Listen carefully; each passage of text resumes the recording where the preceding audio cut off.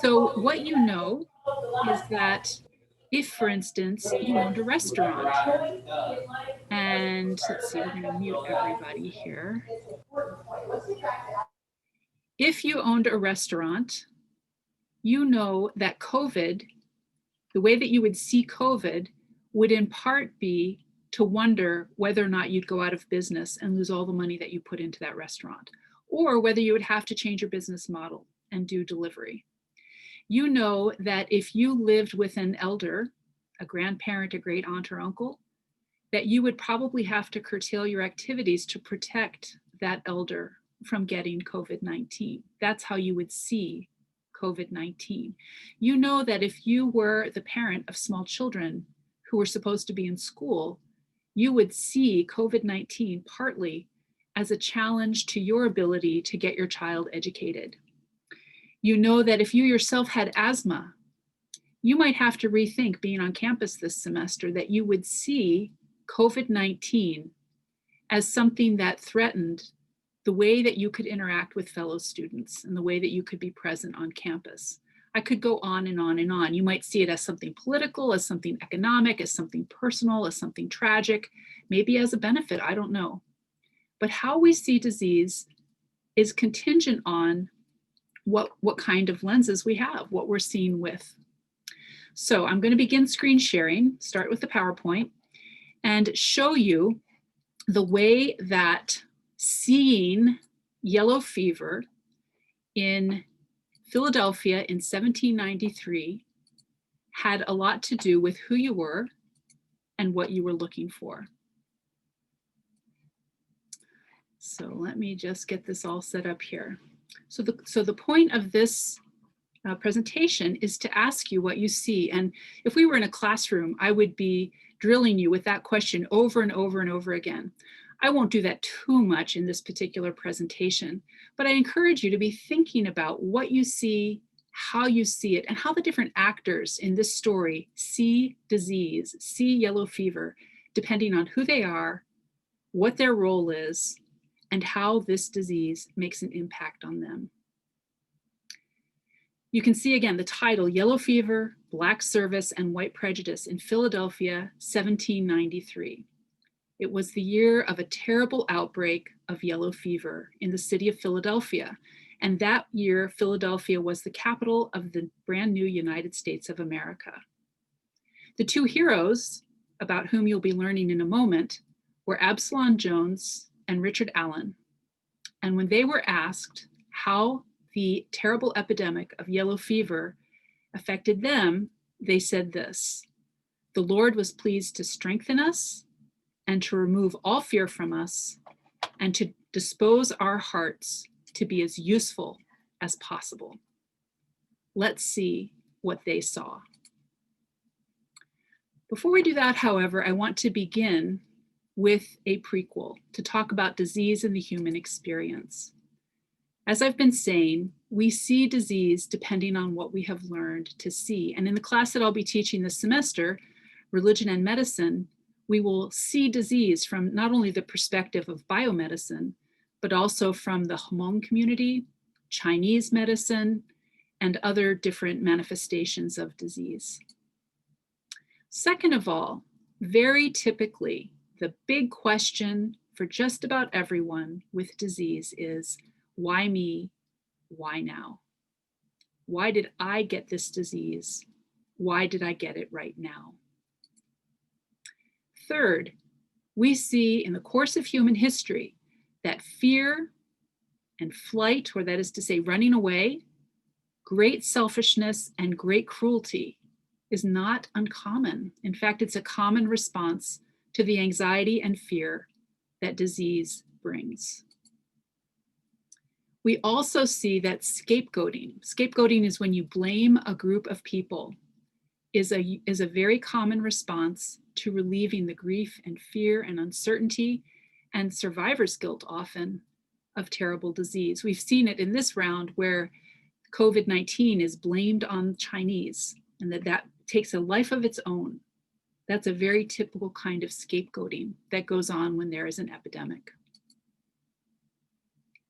We also need to have a little bit of a prequel to understand how it is that the new nation of the United States coped with yellow fever, given the fact that A, they were a new nation, and B, ideas and knowledge of what we today would call biomedicine were evolving and changing very rapidly. So first of all, with a new country, with new United States, we, the United States, usher in new ideas of how to be a country. That's what polity means. How do you organize yourself as a state? Second of all, in this new country, there were new inhabitants. And some of the inhabitants of this new country included both enslaved Blacks and free Blacks who might have had some resistance to tropical disease. Not every Black person had resistance to yellow fever, but some had some resistance. There was also what we would call a new imperialism. So if you know anything about the Atlantic slave trade, there were new colonies in the Atlantic, in the Caribbean. And just at the moment that the yellow fever epidemic arrives in Philadelphia, there's tremendous disruption in one of those colonies, in the colony of Haiti. You'll hear more about that in a little bit. There also was a new status, and perhaps this should have gone under point 2. That is to say that having free, engaged, active Black citizens in the city of Philadelphia created new institutions for Black citizens and new observations and understandings for both Black citizens and other citizens. There were also new medical ideas. So the beginning of the 19th century, we're in 1793, so we're almost to 1800. The 1800s are a time when our capacity to understand what today has become our powerful biomedical system is just becoming revolutionized. Most of that revolution comes at the end of the century, but the ideas are beginning to accumulate and the questions are being asked now. All of these new ideas and new situations also have pushback, people who are challenging them, people who are worried about them. And so it's a very fluid and challenging time to have such a terrible thing as an epidemic. All right, what about the time and place? The yellow fever epidemic of 1793 takes place in Philadelphia between July and October. You need to know something about the geography of Philadelphia to understand it. First of all, Philadelphia is a very hot city. Its average temperatures are hotter than Charleston, Savannah, even the West Indies. And as you and I both know, that's going to make it very comfortable for mosquitoes. Philadelphia is low-lying. What that means is that it has a lot of marshy land. Again, very nice for mosquitoes. The wharf of Philadelphia jutted out from the city and it cut off a current, and currents often move air. So again, that cut off breezes that might discourage mosquitoes from being able to land on people and bite them. The city was surrounded by marshes and a lot of stagnant water. And the sidewalks and streets were unpaved, which means you would get ruts in them, which would collect water. There was no particular water system for drinking or for wastewater. Basically, it's a smelly mess. It's humid. There are lots of pools of water, and it's a place where mosquitoes will breed easily. Philadelphia was the capital of the new United States at this time. There were some 2,000 to 3,000 free Blacks living in Philadelphia, many of them former slaves. Also, in this year, at this time, there were many French-speaking immigrants. They had fled Haiti because of the slave rebellion and the revolution in France. So there were many foreigners living in Philadelphia. There were trade links that were increasing between Philadelphia, which was a great harbor, and Africa and America and Europe. We know that this is one of the vectors that brought disease into the new United States, that tropical diseases that wouldn't typically be found in Philadelphia made their way to the United States on ships with slave cargo. Now we get to the heroes. These are my two heroes, and I love talking about them in talking about what would you see. So what would these men see? The first hero I have here is Absalom Jones. Absalom Jones's personal history is that he was born into slavery in Delaware. He taught himself to read. He was sold as a teenager to Philadelphia Quakers. Quakers tended to be abolitionists.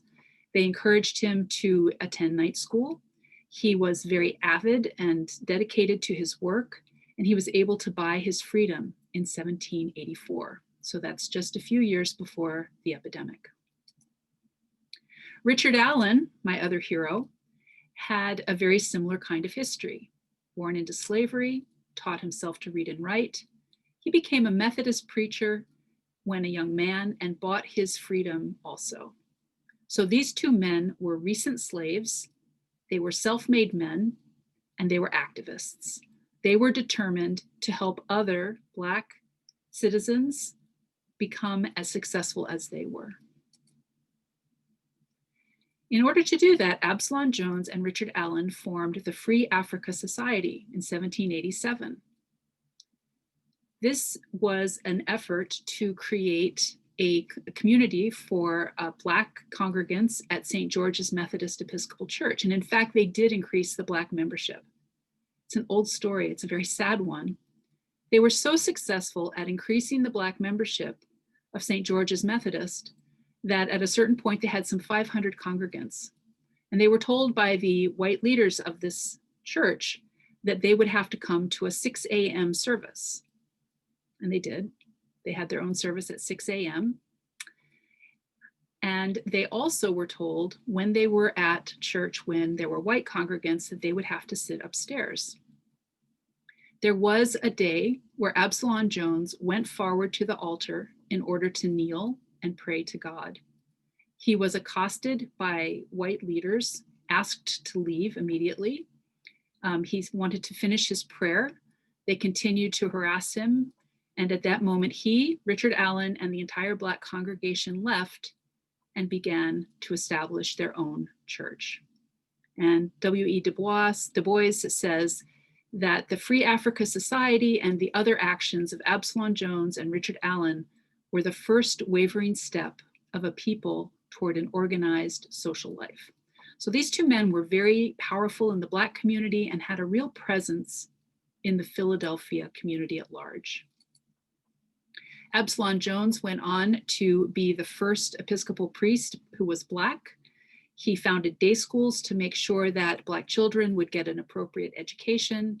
He had what's called a female benevolent society, which would take on widows and young women who didn't have means of support so that they would not become destitute, kind of mutual aid societies. He also was a determined abolitionist and called on Congress to abolish slave trade and to free slaves every year from 1800 until his death. And he wrote a very stirring statement about the absolute need to abolish the slave trade for a free United States. Richard Allen also was an important religious leader, and he's actually the founder of the AME, or the African Methodist Episcopal Church. He too called on Congress to abolish slavery. He was the mother church of AME, the Bethel Mother Church in Philadelphia, was a stop on the Underground Railroad. And he had activist movements like the Free Produce Society, which people would boycott any produce that was produced by slave labor. So they would encourage free Black labor as the source of their produce. What about this disease? And there's that mosquito. Yellow fever is a tropical disease that originates in Africa.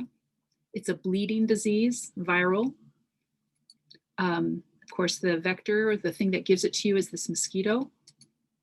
And it was brought to West Africa in that slave trade that came to the Philadelphia wharfs. The disease itself is a scary disease. I mean, all diseases that kill people are scary, but some of them come out of horror movies, and yellow fever is one of those. So the symptoms of yellow fever are you have yellow eyes and skin, you have a jaundice, a very high fever, black vomit, which is actually blood that has gotten into your stomach and then is vomited.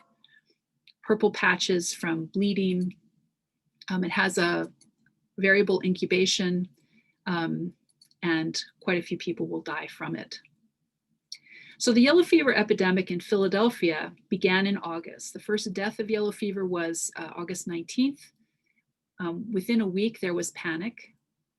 A few weeks later, Jones and Allen organized groups of nurses to help the city, people who were left in the city, to survive. And this yellow fever epidemic went on until October, when frost finally killed the mosquitoes. And once there was an end to the incubation period from the mosquitoes before they died, the epidemic was over. So it was a very scary period for a young nation, from August to November, with the city under siege by this terrible disease. And you can see here a quote from someone who lived during this time. The hospitals were in a horrible condition. Nurses could not be had at any price. To go into a house in which nearly every bed contained a dead body and the floors reeked with filth was courting death in its most dreadful form. So as I said, one of the terrible things about yellow fever is that it's not just that it kills you or turns you yellow, but that you vomit and excrete black stools. And so there's just physical mess everywhere, as well as death. So my question, what do you see when you see yellow fever if you're living in Philadelphia in 1793? Well, one of the variables is going to be what your theory of disease is, how you think disease is caused. People did not yet know about microbes. People did not yet know that mosquitoes would carry a microbe that would then infect you and give you yellow fever. Some people believed that miasma, or disgusting smells, caused yellow fever. Some people believed in the contagion theory. You get too close to someone with the disease, you'll get it.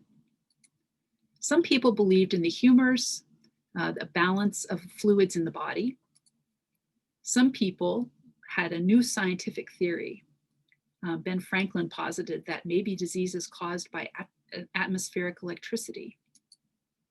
Some people believed in divine punishment, and we still see that theory coming up over and over again, that somehow human beings are being punished by the disease that's sent to them by God.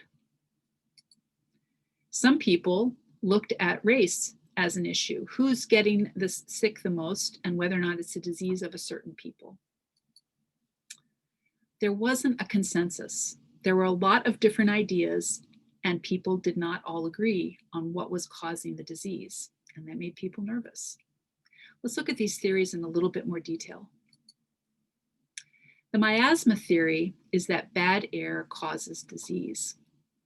If you believed in the miasma theory, here's what you would see when you saw yellow fever. You would see that a shipment of coffee that had been delivered at the Philadelphia docks was rotting and creating a horrendous smell. You would see the slaughterhouse byproducts, the intestines and blood and hides of animals that were slaughtered in the streets, and you'd smell them. You would see the raw sewage that had collected in those unpaved streets and all of the ditches along the side of the road. You would see standing water. So one of the things that you would see is, we are sick because of the dirt and filth. Now, there's something also very interesting. There's a political spin on this as well. Thomas Jefferson, among others who had his same theory, saw the need to be a rural country, not an urban country. Jefferson, who was in Philadelphia when the epidemic started and then retreated to Virginia as it went on, saw proof of his theory that America should be a country of gentlemen farmers, and that cities were dangerous places that should be distrusted, and that rural areas should be promoted. What about contagion? What about if you believed that disease comes from being close to people who have the illness?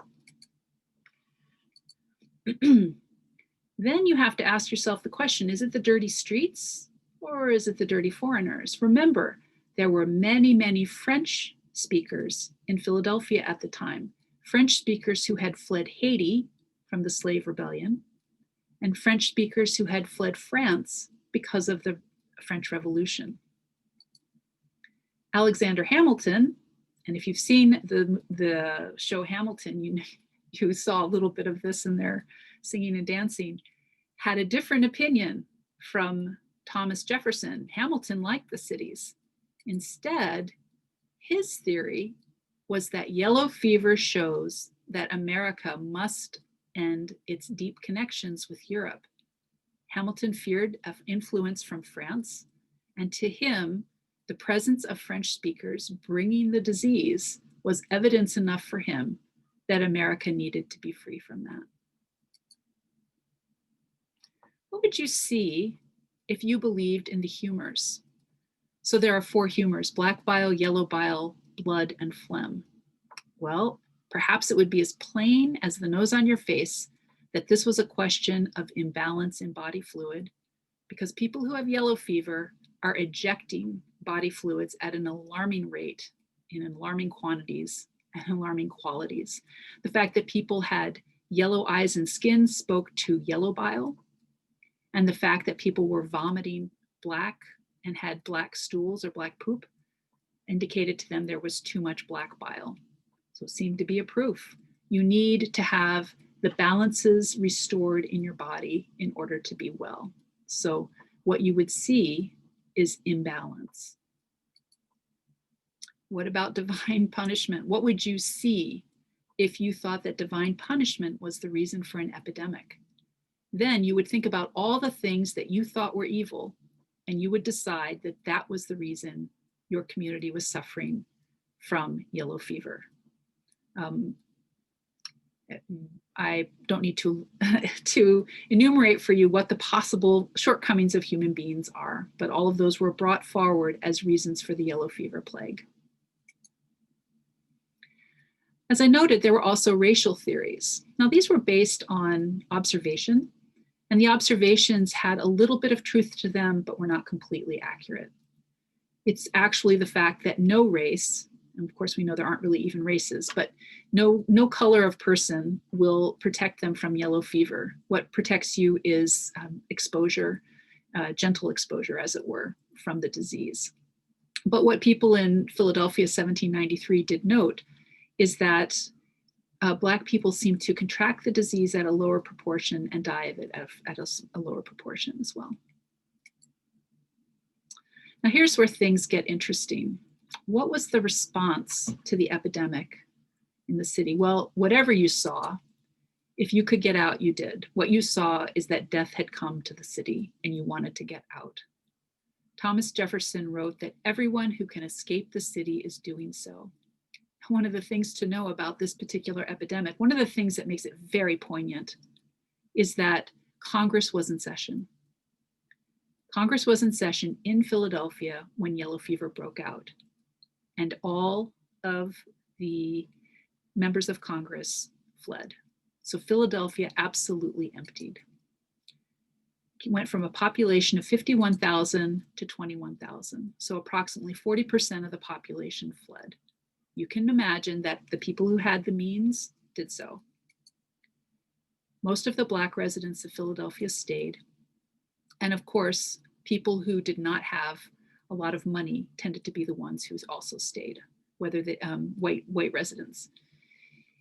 Of those who stayed, about 1/6 died. So it was a very high mortality rate. Very, very shocking. And then we see what the response to the epidemic is for those who stayed.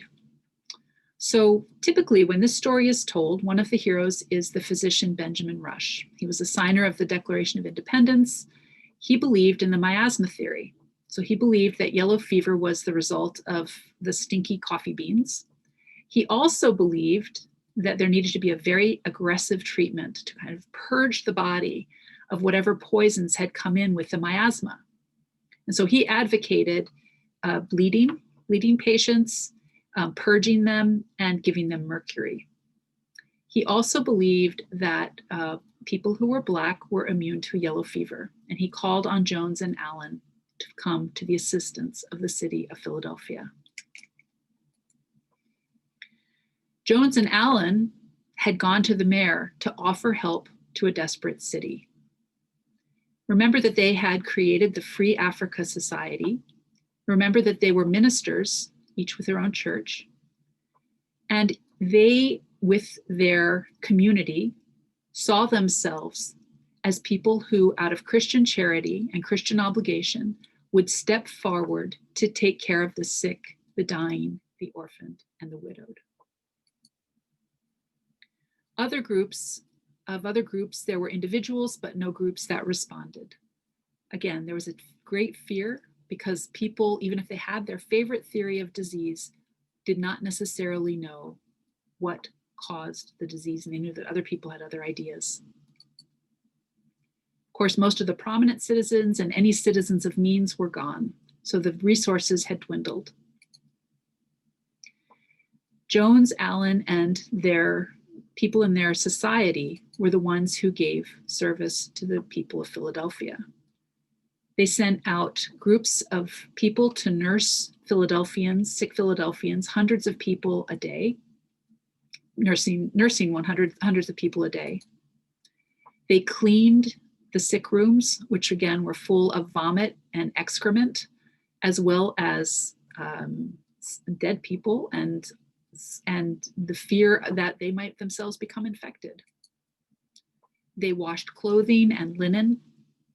They went shopping for people who were not able to leave their homes, provided food when there were children in homes where the parents were sick or dead, and they helped with burials and building coffins. The response of the Black citizens continued throughout this long epidemic. But through this epidemic, there were increases in costs that could not be ignored. There were very few goods being brought into town because farmers who lived out of town were afraid of catching the disease themselves. And so the foodstuffs dwindled, resources dwindled, everything became far more expensive. Also, by and large, official leadership was absent.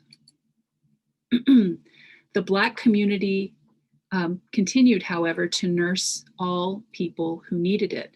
They did have to begin charging people for their services because they themselves could no longer afford the goods that they had, the goods that they were providing to keep people alive.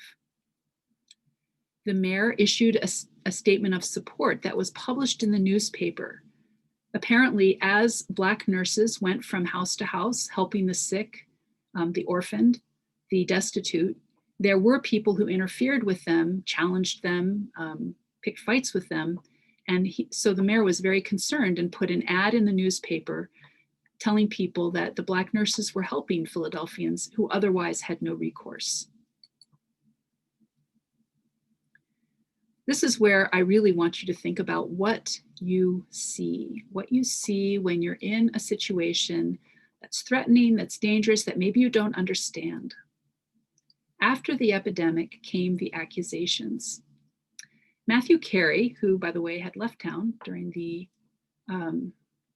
great epidemic, who was a publisher in Philadelphia, published an attack on Black citizens of Philadelphia, claiming that the Black nurses had taken advantage of the people they had nursed, profiteering, that is to make money on people who were in need, and also by stealing.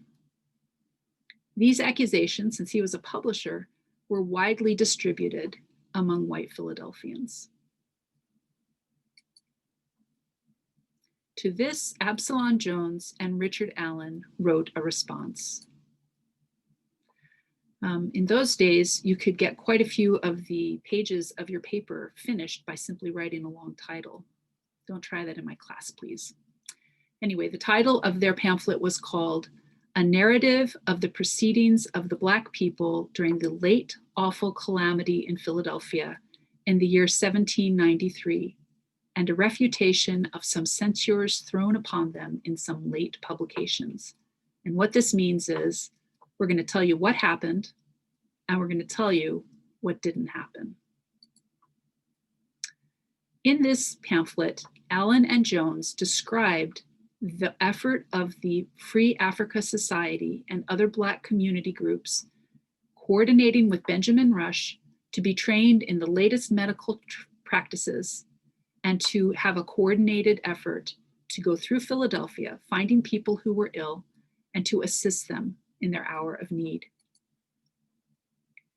They talked about the reason for doing this. That is to say, not because they needed to, but because they saw their fellow human being in need, and they felt that out of their Christian duty, it was obligatory for them to put themselves in danger and to do noxious, disgusting work in order to reach out to those who were in dire need. They described the horrors of the work, and these are very poignant descriptions.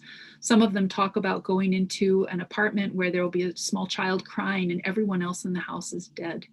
Others talk about people who are not quite dead being thrown out from the window in the hopes of those who remained that they wouldn't get sick from them. It was really quite a terrible time. And they described this in great detail to underscore what it was that they had faced as they went forward. They explained that at the beginning of the epidemic, they had taken no charges for their work. They had worked for free. But because of the shortages later and the continued fear, which had more and more and more people fleeing, that they required pay. They required pay to build coffins. They needed to buy the ingredients for a coffin. They required pay to have people dig graves. They required pay to have people go shopping, wash rooms, wash clothing, and to do all of the work that they were doing. They also underscored that what they charged was equal to or less than what other nurses of whatever race were charging. They wrote these words: "We do assure the public that all the money we have received for burying and for coffins, which we ourselves purchased and procured, has not defrayed the expense of the wages we had to pay to those whom we employed." What that means is that they lost money on the deal. They buried several hundred people for no charge. They put themselves in danger, and their community did so for the sake of their compassion. And they noted again that there were extortionate rates by some other individuals. They wrote, "Our services were the production of real sensibility. We sought no reward, no fee, no reward, until the increase of the disorder rendered our labor so arduous that we were not adequate to the service we had assumed." When Benjamin Rush and when the mayor of Philadelphia had talked to Absalom Jones and Richard Allen, they had told them, particularly Benjamin Rush, that they would be immune from the disease. Benjamin Rush believed that Africans, that people of African descent, were immune from yellow fever. This was because they had observed that fewer Black people got the disease or died from it. But it wasn't true. Some of them had a slightly higher immunity if they were exposed as children. But in fact, many of the Black volunteers did die, some 240, and yet they continued their charitable work.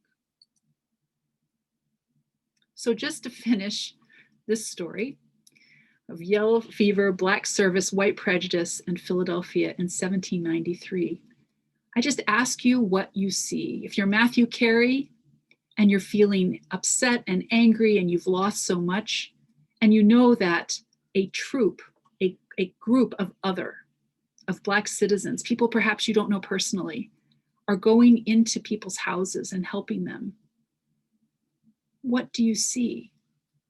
What did Matthew Carey see?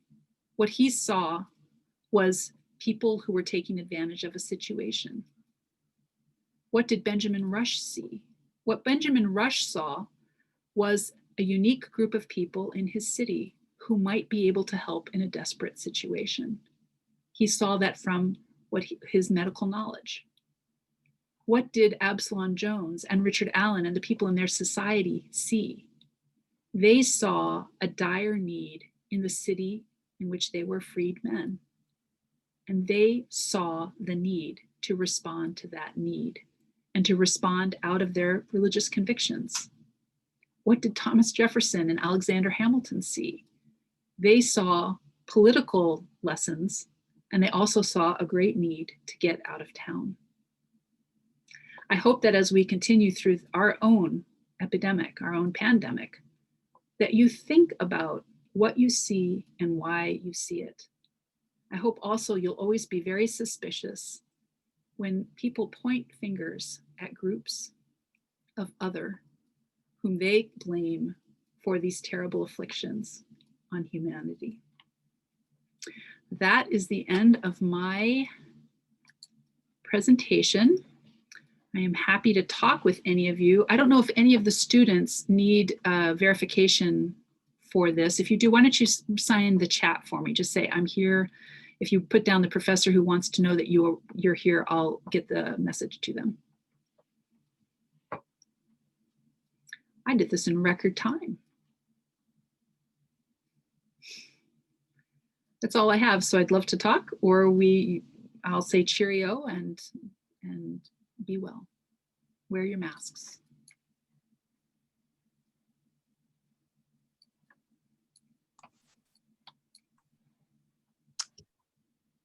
Well, I want to say from La Jolla that it was a very, very interesting, well done, and extraordinarily provocative historical feat that you did. So thank you very much for doing that.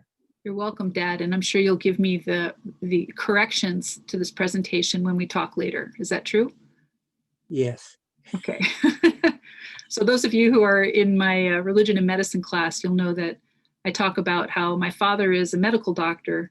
And so a lot of my interest in religion and medicine comes from my connection with him. And so luckily I have someone to set me straight whenever I need it. You're pretty straight. Don't need much straightening, I can tell you that. Glad that you joined in, Dad.